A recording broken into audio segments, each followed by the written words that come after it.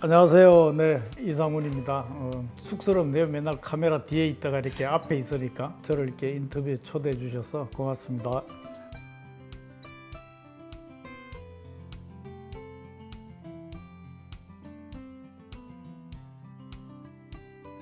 지금까지 하셨던 책들이 어떤 것들인지 좀 소개를 먼저 해주실까요? 소설로서는 이제 한복 입은 남자가 2014년 1월 이제 처음 나왔고, 그 다음에 이제 제명공주 두 번째 소설이, 그 다음에 이제 세 번째 소설이 김의 나라, 그 다음에 10월 출간되는 테헤란로를 걷는 신라공주. 이렇게 소설로는 이제 네 권이고요. 책을 신문이나 언론에서 역사 미스테리 시리즈물 이렇게 얘기를 하더라고요. 소설로서는 이제 한복 입은 남자부터 제명공주, 김의 나라, 테헤란로를 걷는 신라공주에까지 우리가 학교에서 배우던 그 역사의 사실이 이게 과연 진실일까? 거기서부터 시작을 했거든요. 그래서 학교에서 저는 어릴 때 수업 시간에도 그 질문하다가 선생님한테 꿀밤 맞은 적도 있는데, 나는 이 사실이 아닐 것 같은 이야기들이 많거든요. 그래서 그런 부분들을 한번 뒤집어서 한번 생각을 해보자. 예능 감독님 하실 때부터 계속 이 책에 대해서 소설을 쓰시고 싶다는 생각을 염두에 두고 계셨던 건가요? 예능 프로 할 때는 신경이 뭐 쓸데없이 없지. 그거 전쟁터잖아. 예능 프로 할 때는 정말 너무 힘들어가지고, 그때는 뭐 내가 주말 프로 매일 1시간씩 새로운 프로를 만들어야 됐기 때문에 그 전쟁터 속에서 이게 전쟁하는 분위기였지만 나중에 소설을 쓰는데 굉장히 큰 힘이 됐죠. 예.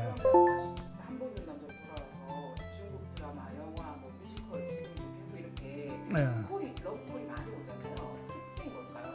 어떻게 보면 약간 팩션이라 그러죠. 이게 팩트와 이 상상의 이게 절묘하게 맞아 떨어지는, 과연 사실일까 하는 이런 부분들에, 처음에는 한복 입은 남자를 제목만 딱 봤을 때 장영실이 다빈치의 스승이 되다, 이 카피를 보고 이 뭐야, 말도 안 되는 소리 아니야, 판타지야, 이렇게 하고는데, 읽어본 사람들은 정말 이럴 수 있겠다 하면서 이게 굉장히 이슈화가 됐거든요. 그래서 그 책이 뭐 애플에서 지금 컨텐츠를, 굉장히 큰 글로벌 컨텐츠를 개발하고 있는데, 첫 작품이 이제 빠칭고라는 미국 우리 재미교파가 쓴 원작을 하고, 두 번째 작품을 제 거를 선정을 해서, 거기서 요구하는 거는 동양의 천재 장영실과 서양의 천재 다빈치의 둘의 브로맨스를 엮어가는 이야기들이 자기는 너무 매력적이다 그러면서 지금 거의 이제 뭐 마무리 단계에 지금 와 있습니다. 이번에 나오는 신작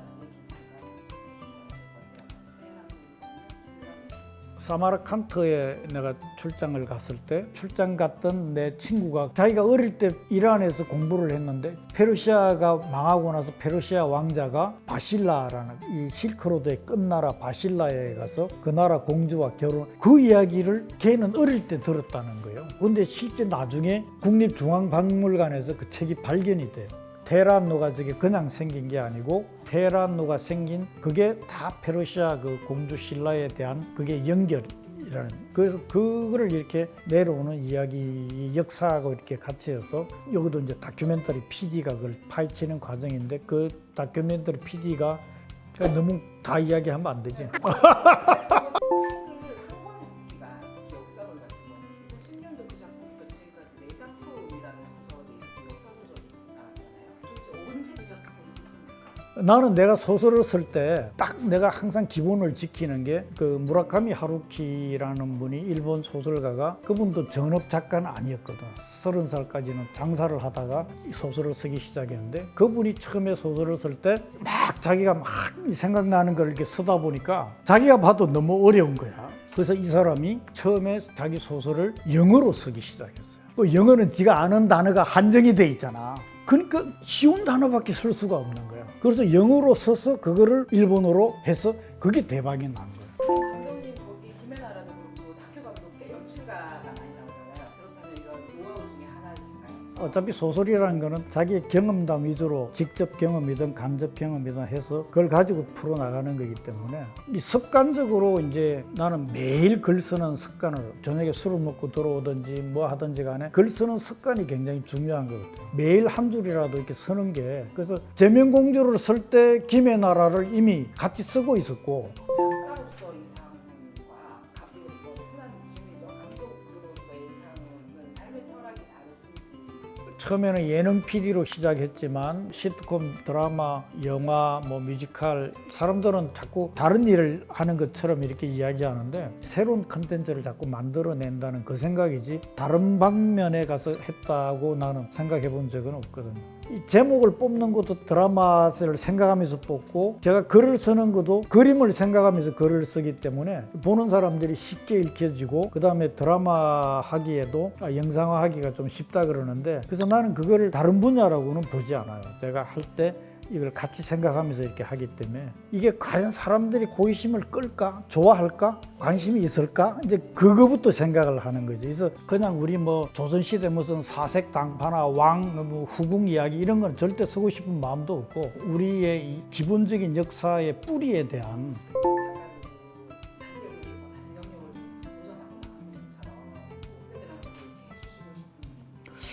이제는 이게 플랫폼이 많아졌다는 거는 이제 컨텐츠 중심의 세상이 됐거든. 그러면 이제 작가들 세상이 되기 때문에 옛날 우리가 뭐 KBS, MBC, SBS 세 개밖에 없을 때야 방송국 중심이었지만 이제는 뭐 무한 경쟁 시대에서 이 컨텐츠 중심이기 때문에 작가들 같은 경우가 이제 우리 예능 작가, 드라마 작가, 다 교양 작가 다 마찬가지지만 아이디어들이 참 좋잖아. 뭔가 새로 하고 싶어하는 이야기들. 그래서 나는 하나 프로그램을 기획을 했을 때 드라마도 좋고 예능도 좋고 뭐 다 좋지만 그거를 웹소설도 있고 이 소설 형식으로 해야 이게 글로벌 컨텐츠가 될 수가 있거든. 그걸 먼저 내고 그걸 가지고 드라마하고 뭐 영화로도 할 수 있고 방송은 한번 나가버리면 없어져 버리잖아. 그래서 나는 작가의 고유 능력이라는 글 쓰는 거는 책으로 남아야 된다고 보거든. 그래서 방송 작가들은 다 영상으로 해서 이렇게 소모로 되는데 그 아이템을 나는 제일 먼저 드라마, 예능, 교양을 하기 전에 소설이나 책으로 먼저 엮은 다음에 그 다음에 그거를 방송으로 할 수 있는